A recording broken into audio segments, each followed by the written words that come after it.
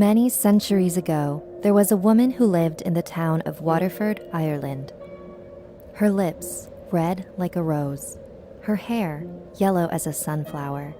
Her eyes, green like a four-leaf clover. She wasn't just beautiful on the outside. She had a kind and gentle soul to match. And while she could get anyone she desired, there was only one man that she wanted, a humble peasant boy who lived nearby. And while she didn't care about money or status, it was all that her father and family could. Her marrying a man of less status than her would be unacceptable. So her father forced her to marry the incredibly wealthy and much older clan chieftain. He kept her locked in a room in a tower so that he could keep her all to himself. He only entered to feed her and bleed her.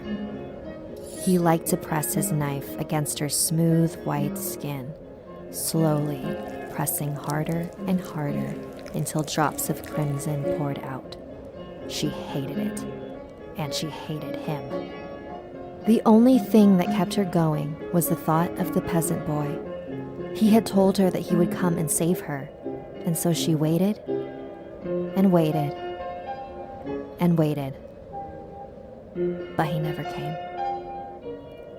So she started hiding the meals that her husband gave her, and over time, her rose-red lips faded to gray, her sunflower hair wilted to the ground, her clover-green eyes lost their luck.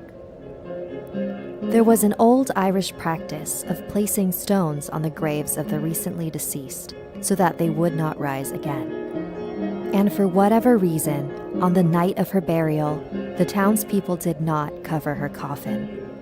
Some say it's because they felt guilty for not doing anything to save her from her wicked husband, and they felt it would just shame her even more.